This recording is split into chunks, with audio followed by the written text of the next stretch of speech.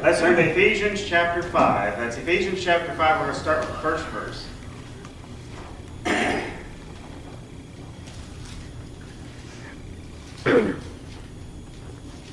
I can use y'all's prayers. I'm really sludged up tonight. So my voice may not make it all the way through. Ephesians chapter 5, starting with the first verse. Be ye therefore followers of God as dear children, and walk in love as Christ also loved us, and hath given himself an offering and a sacrifice to God for a sweet-smelling savor. But fornication and all uncleanliness or covetousness, let it not be once named among you, as becometh saints.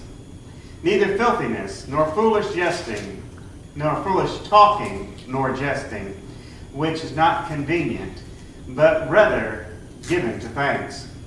Now I'm going to read the definition of that jesting, because people have come up with some pretty extreme doctrines because of that. It comes from the Greek word eutrapelia. It means to turn that is ready to at a repartee joculus, witticism, that is in the vulgar sense. So it's not just any kind of witticism, it's a vulgar witticism.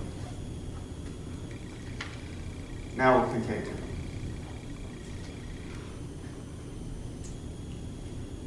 For this ye know, that no whoremonger, nor unclean person, nor covetous man, who is an idolater, hath any inheritance in the kingdom of Christ and of God.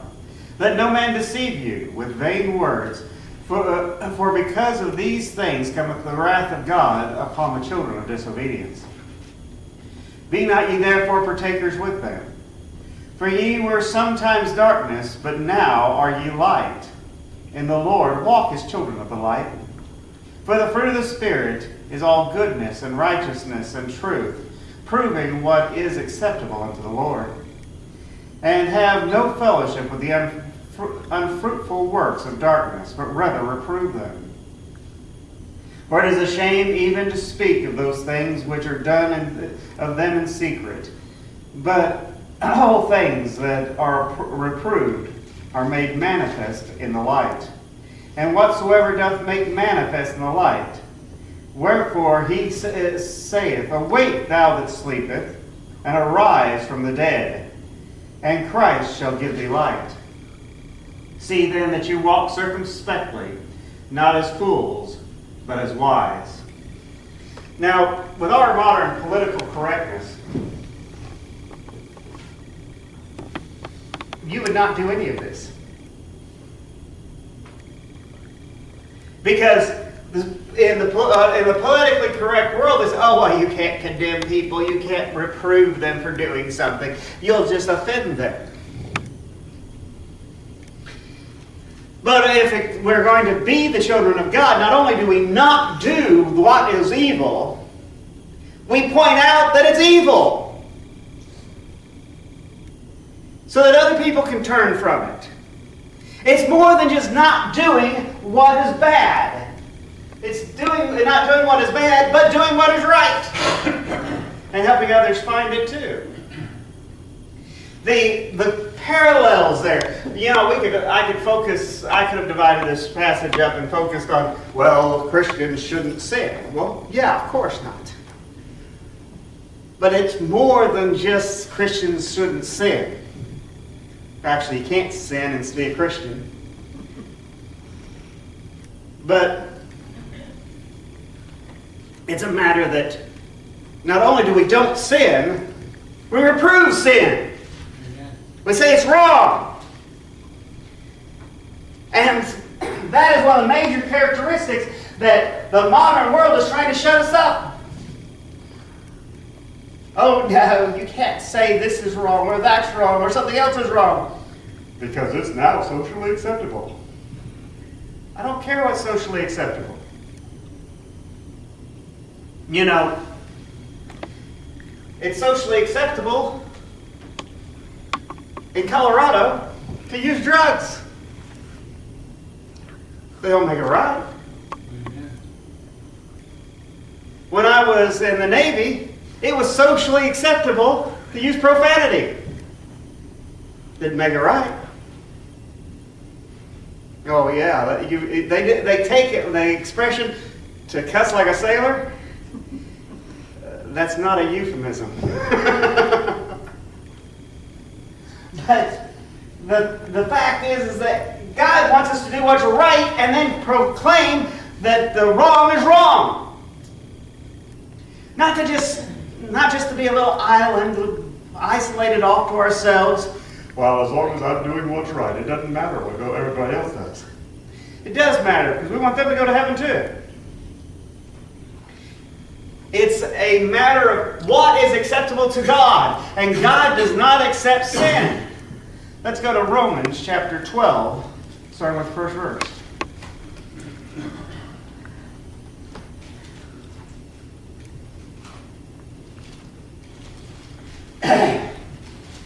Romans chapter 12, starting with the first verse. I beseech you, therefore, brethren, by the mercies of God, that you present your bodies a living sacrifice, holy, acceptable unto God, which is your reasonable service. And be not conformed to this world, but be transformed by the renewing of your mind, that ye may prove what is the good and acceptable and perfect will of God. So for us to take and be able to prove what is good, acceptable, and the perfect will of God, we have to be a living sacrifice. We have to have died out to sin. We have to have died out to the old man. We have to be saved and sanctified before we can go through and show others what is acceptable. Amen. If we are taking and only going part way, all we're teaching people to do is to go part way. God wants us to go all the way. To be willing to take and risk it all for Christ. Oh, I know that's an extreme position. I've had people tell me, Brother Stan, you're just such a radical. But the fact is that radical means root. And we need to get to the root of of belief. It's like those who go there and say, oh, well, I just don't preach doctrine anymore. Well, doctrine means this is what I believe. So if you don't take and teach doctrine, you don't teach what you believe. And the Bible tells us to take and preach the doctrine. But our doctrine needs to be biblically based. We need to be teaching people and showing people what is good and acceptable unto God. Not letting the world teach the people what is good and acceptable unto God. Because the world doesn't have a clue what God finds acceptable. It really blows my mind when I talk to somebody out there. They say, oh, well, God accepts everything because He loves us and He doesn't care what we do. Yes, He does care what we do. And He does not accept everything. In fact, He will condemn us for disobedience. He will condemn us for not accepting His Son. So it is important that we are able to put across what is the acceptable ways of God. Amen. Romans chapter 6. Starting with the 12th verse.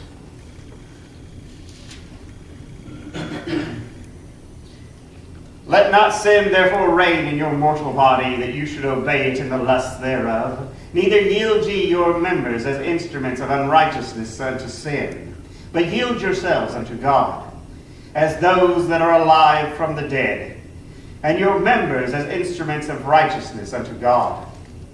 For sin shall not have dominion over you, for ye are not under the law, but under grace. What then? Shall we sin because we are not under the law, but under grace? God forbid. Know ye not that to whom ye yield yourselves servants to obey, His servants ye are to whom ye obey, whether sin unto death. or obedience unto righteousness. So we are either a servant of sin or a servant of righteousness. We can't be both. Those are going to, oh well, you've got to sin all the time and you just can't help it because it's in your flesh. You've got to do it. What kind of God do they have? A God that isn't powerful enough to save them from their sins. The Bible says that was the reason Jesus came. Amen. Jesus didn't come to save us in our sins. He came to save us from our sins. To liberate us, to set us free. Not that we should remain slaves to sin, but that we should be freed from sin. Amen. So we can be servants of righteousness. To be servants of righteousness is an entirely different path, an entirely different walk. And for us to walk that walk requires us also to help others to walk that walk. We're not supposed to do it alone. Now, we live in an ever shrinking world when it comes to interpersonal relationships. They say, oh well, people get online and have social media to connect. No, they don't. They get online and get on social media so they don't have to connect. You know, when you're talking on social media, and they've done studies on this, that the vast majority of people on social media only tell the good things. The things that make them look good. They don't share the warts and the scars, the blemishes. They don't share the bad stuff. Because they want people to look good, have a good opinion of them. There are people that have been committing suicide because the people who are their friends on these various social media sites have so much better lives than they do. And it's not that they have better lives than they do. They're just not telling them about the bad side. And in many cases, they're lying. Can you imagine that? Somebody lying on the internet.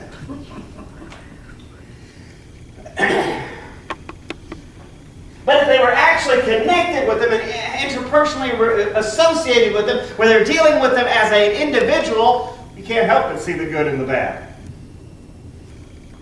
You can't become somebody's friend and truly be their friend and not find their warts. That's an expression, not a literal thing. Because I'm sure there's some warts you don't want people to find. But they find out that your life isn't a primrose path. A bed of roses. You know, it always gets me. Who wants a bed of roses? I don't like thorns.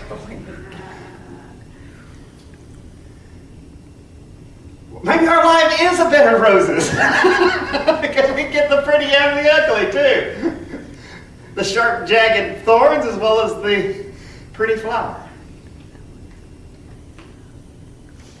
But when we walk through life, the only way to turn this lump of what we've got into something valuable is with God. Amen. And the only way we can truly have something valuable from God is if we're taking and doing it His way.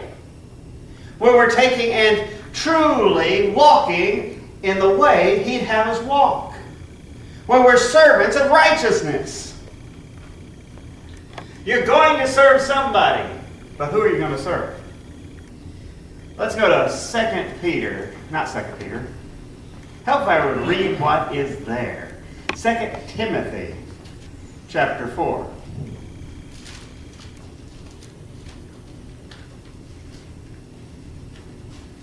Starting with the first verse. That's 2 Timothy, chapter 4.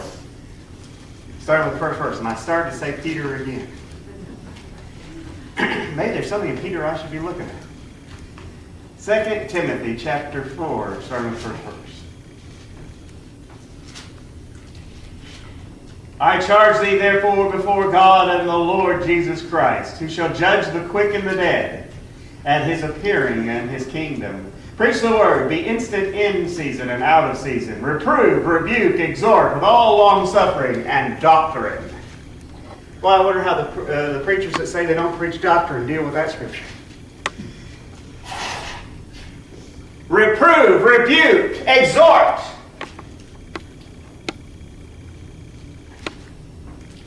So you're going through and telling people when they're living wrong. You're telling people what sin is. You're telling people how not to live in sin. You're exhorting them to do better. To live a better life. To actually live what is acceptable to God. That can't be done if we're telling them they've got to sin all the time. That can't be done if we're going through and telling them, well, it depends on how it feels. If it feels good, do it. Emotionalism. Christianity is not emotionalism.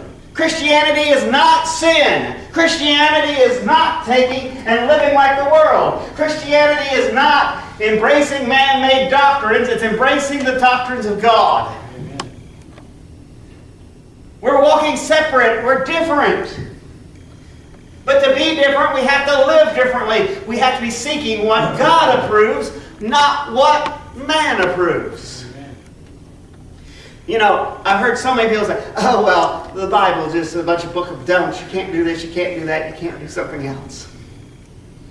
And I'll agree, that's in there. But as to quote one person, if you actually spend your time doing the do's, you don't have time to do the don'ts. The Bible tells us how to live as well as how not to live. The Bible goes through and tells us the path of God, the way of salvation.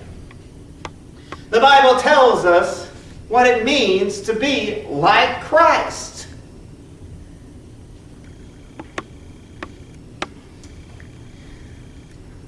But the world doesn't want to accept, because the world has rejected Christ. We're talking the broad sense, not the narrow sense. Only those that accept Christ can have a chance at salvation. Somebody will say, oh, Brother Stan, you're taking and limiting those that accept Christ. You're saying that some of them aren't saved. Well, yeah. Because you have to do more than just accept Him. You have to obey Him. If you love me, you will keep my commandments. That's what Jesus said in John. So it is important that we obey Him. That shows we love Him. You know, if you love someone, you want to please them. It's a lot easier to please somebody if you love them. If you don't love them, you don't care if you please them. And the problem is that so many professed Christians today don't care whether they please God or not. They're too busy trying to please themselves. Which tells me that they're their own God. They're not Christians. They're pagans. If you worship yourself instead of God, you're a pagan. Worship anything besides God, you're a pagan. So it is important that we keep God in the right place in our lives and that we serve Him because we love Him. It is important to take and follow God. It's eternally important. Amen. Matthew chapter 5. Starting with the 14th verse. Matthew chapter 5, starting with the 14th verse.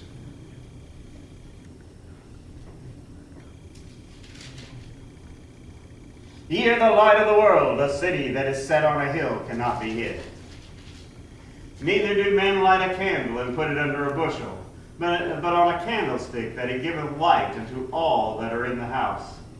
Let your light so shine before men, that they may see your good works and glorify your Father which is in heaven.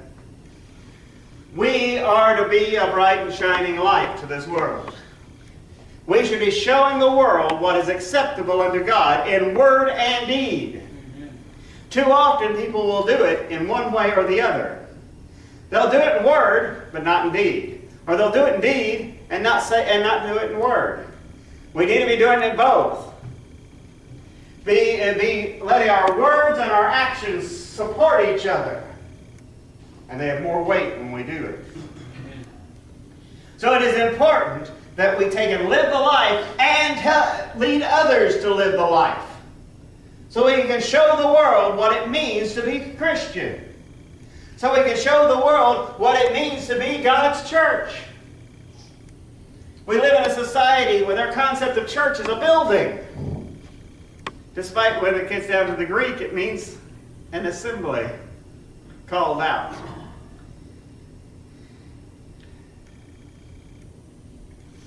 It's the people. We are the church, not the building. And the only way we can be God's church is to be doing things God's way. To be walking in His precepts, to have accepted Him as our personal Savior, to actually let the Spirit guide and control our lives. To truly walk for Him and Him alone. Amen. And then to help others see what is acceptable unto God so they can do the same. Amen. Guiding the world to Jesus Christ. Amen. Let our light shine so that all the world may see.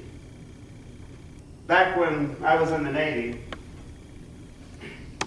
they would have conditions where you would have the whole ship blacked out. No lights. Turn out all the lights on the ships. You took and covered the portholes. Everything was black. The reason they do that is so they can't be seen at sea. You can see a match light 50 miles away at sea. If you can see a match light 50 miles away, how bright can the life of a Christian shine in the community? Because they're a lot lighter than a match. Amen. Let the light of Christ shine through our lives, and let us be a bright and shining sun to a lost and dying world. Amen. Let's shine forth and show others the way to Jesus Christ.